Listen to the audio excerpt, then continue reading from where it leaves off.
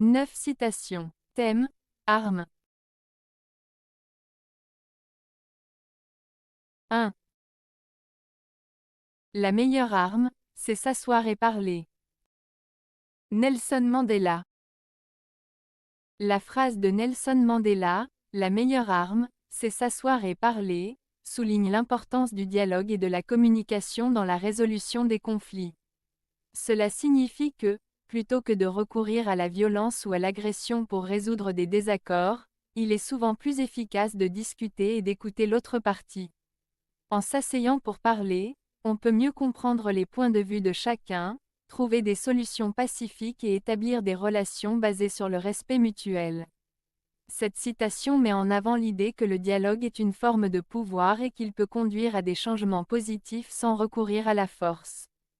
Elle encourage à privilégier la paix et la compréhension dans les situations difficiles. 2. Les armes ont cette vertu d'ennoblir jusqu'au moins pur. Charles de Gaulle.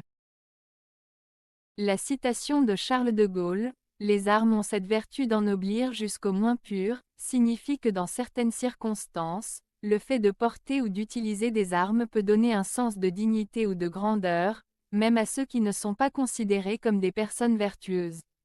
Dans ce contexte, ennoblir fait référence à l'idée d'élever le statut ou la valeur d'une personne. Les armes représentent ici la force, le pouvoir ou la capacité de défendre une cause. De Gaulle suggère que, face à des situations extrêmes ou des luttes pour la justice, même ceux qui sont habituellement perçus comme moins honorables peuvent se retrouver dans une position où ils agissent avec courage ou héroïsme. En résumé, cette citation évoque l'idée que le contexte de la guerre ou de la défense peut transformer les individus et leur donner un sens de responsabilité et de valeur, indépendamment de leur passé ou de leurs défauts. 3. À lutter avec les mêmes armes que ton ennemi, tu deviendras comme lui. Friedrich Nietzsche. La phrase de Friedrich Nietzsche, « À lutter avec les mêmes armes que ton ennemi, tu deviendras comme lui », signifie que si tu utilises les mêmes méthodes, stratégies ou comportements que quelqu'un que tu considères comme un adversaire, tu risques de perdre ta propre identité et tes valeurs. En d'autres termes, en imitant les actions ou les attitudes de ton ennemi, tu peux finir par adopter ses défauts et ses vices. Nietzsche souligne l'importance de rester fidèle à soi-même et à ses principes, même dans des situations de conflit. Cela implique que pour véritablement triompher ou défendre ses convictions, il vaut mieux trouver des moyens différents et plus élevés de combattre, au lieu de se rabaisser au niveau de l'adversaire.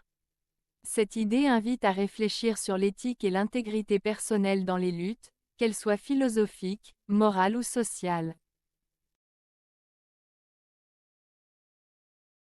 4.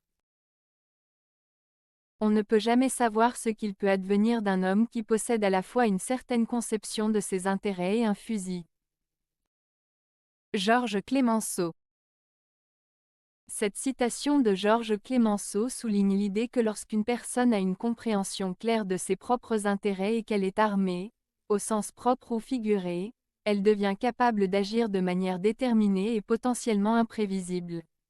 La conception de ses intérêts fait référence à la capacité d'une personne à identifier ce qui est important pour elle, que ce soit sur le plan personnel, professionnel ou social. Cela implique une réflexion sur ses besoins, ses désirs et ses objectifs. Le fusil peut symboliser le pouvoir, la force ou les moyens d'agir. Cela peut être interprété de différentes manières. Une arme physique, une influence sociale, des ressources financières, ou même des compétences qui permettent d'atteindre ces objectifs. En combinant ces deux éléments, la citation suggère qu'une personne qui sait ce qu'elle veut et qui a les moyens de l'obtenir peut avoir un impact significatif sur son environnement. Cette combinaison peut mener à des actions audacieuses, voire à des conséquences imprévues, tant pour elle-même que pour les autres. En résumé, Clemenceau met en avant la puissance de la détermination et des ressources dans la réalisation des ambitions personnelles. 5. Le terrorisme et le mensonge sont les armes du faible, pas du fort. Mahatma Gandhi. Cette citation de Mahatma Gandhi souligne une distinction importante entre les méthodes utilisées par les personnes fortes et celles utilisées par les personnes faibles. 1. Terrorisme et mensonge. Ces termes désignent des actions qui visent à semer la peur ou à tromper les autres. Le terrorisme implique souvent la violence ou la menace pour atteindre un but, tandis que le mensonge consiste à déformer la vérité pour manipuler les gens. 2. Arme du faible. Gandhi suggère que ceux qui manquent de pouvoir, de confiance ou de légitimité recourent à ces méthodes désespérées. Ils utilisent la peur et la tromperie parce qu'ils n'ont pas d'arguments solides ou de force morale. 3. Pas du fort. En revanche, les personnes ou les groupes qui sont vraiment forts, que ce soit par leurs convictions, leur intégrité ou leur pouvoir, n'ont pas besoin de recourir à ces tactiques. Ils privilégient des méthodes justes, honnêtes et respectueuses pour atteindre leurs objectifs. En résumé, Gandhi affirme que la véritable force réside dans l'honnêteté et la justesse, et que le recours à la violence et au mensonge est un signe de faiblesse. Cela encourage à agir avec intégrité et à promouvoir des valeurs positives plutôt que de céder à la tentation de la manipulation et de la peur. 6. L'arme la plus puissante sur Terre est l'âme humaine qui s'enflamme. Maréchal Foch. La citation de Maréchal Foch, l'arme la plus puissante sur Terre est l'âme humaine qui s'enflamme, souligne l'importance de la passion, de la détermination et de l'esprit humain dans la lutte pour des causes justes. Voici une explication plus détaillée. 1. L'âme humaine, cela fait référence à l'essence même de chaque individu, incluant ses émotions, ses motivations, ses valeurs et sa capacité à ressentir. L'âme humaine est souvent associée à la capacité de rêver, d'espérer et de se battre pour ce qui est juste. 2. S'enflamme.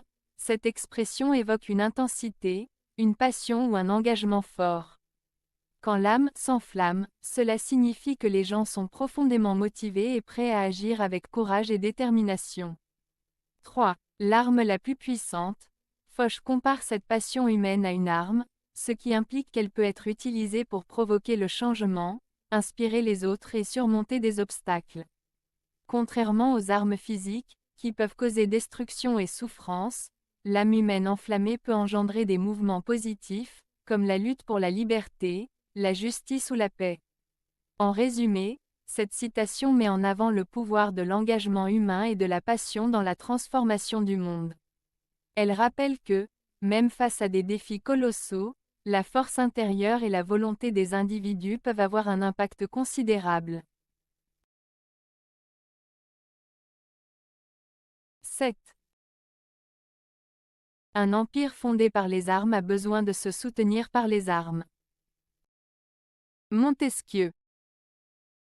La citation de Montesquieu, « Un empire fondé par les armes a besoin de se soutenir par les armes », signifie qu'un empire qui a été établi par la force militaire doit continuer à utiliser la force pour se maintenir. En d'autres termes, si un pouvoir ou un gouvernement prend le contrôle d'un territoire par la guerre et la violence, il ne pourra pas rester en place sans recourir à la force militaire. Cela implique que la légitimité d'un empire fondé sur la conquête est fragile et qu'il doit constamment faire face à des menaces, que ce soit de la part de rébellions internes ou d'attaques externes.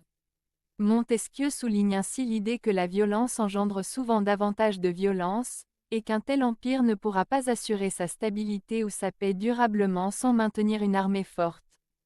Cela met en lumière les défis auxquels sont confrontés les gouvernements autoritaires ou militaires, qui doivent toujours être sur le qui-vive pour protéger leur pouvoir. 8. L'arme nucléaire, c'est la fin acceptée de l'humanité. Théodore Monod. La citation de Théodore Monod, « L'arme nucléaire, c'est la fin acceptée de l'humanité », exprime une idée très grave sur les conséquences des armes nucléaires. Monod, un scientifique et un humaniste, souligne que la possession et l'utilisation d'armes nucléaires pourraient mener à la destruction totale de l'humanité. Voici quelques points clés pour mieux comprendre cette citation. 1. Destruction massive. Les armes nucléaires ont le pouvoir de causer des destructions à une échelle sans précédent. Une seule bombe peut anéantir des villes entières et tuer des millions de personnes instantanément. 2. Risque de conflit. La présence d'armes nucléaires crée un climat de tension entre les nations. Cela peut mener à des guerres, des erreurs de calcul ou des escalades de conflits qui pourraient déclencher des attaques nucléaires. 3. Conséquences à long terme. Même si une guerre nucléaire n'entraîne pas la fin immédiate de l'humanité, les conséquences environnementales, économiques et sociales pourraient être catastrophiques. La radiation, la famine et les maladies pourraient décimer la population sur des générations. 4. Acceptation d'un destin tragique. En disant « la fin acceptée », Monod suggère que l'humanité, en continuant à développer et à stocker des armes nucléaires, semble accepter l'idée que sa propre destruction est une possibilité, voire une probabilité. En résumé, cette citation met en lumière les dangers des armes nucléaires et appelle à une réflexion sur la responsabilité humaine face à ces technologies potentiellement destructrices. Elle incite à envisager des alternatives pacifiques pour éviter un avenir tragique. 9. Voulons-nous vraiment la paix? Alors bannissons les armes pour ne pas devoir vivre dans la peur de la guerre. Pape François. Cette citation du pape François soulève une question essentielle sur notre désir de paix et les actions nécessaires pour l'atteindre. En disant « Voulons-nous vraiment la paix ?», il nous invite à réfléchir sur notre véritable intention. La paix n'est pas seulement l'absence de guerre, mais un état où les gens vivent en harmonie, sans crainte. La deuxième partie, « Alors bannissons les armes », suggère que pour réaliser cette paix, il faut renoncer à la violence et aux armes. Cela implique que tant que des armes sont présentes et utilisées, la paix est compromise, car elles engendrent la peur et la méfiance. En d'autres termes, si nous souhaitons vraiment vivre en paix, il est crucial de se détourner des moyens qui mènent à la guerre et à la violence. En résumé, le message du pape nous pousse à réfléchir sur nos choix et à agir de manière à favoriser un environnement pacifique, en éliminant les causes de conflits, comme les armes et la violence. Avez-vous aimé la vidéo? Si oui, mettez un pouce vers le haut. Cela aidera la chaîne et aidera les autres à la trouver. Nous ajoutons plusieurs nouvelles vidéos quotidiennement. Abonnez-vous pour ne rien manquer.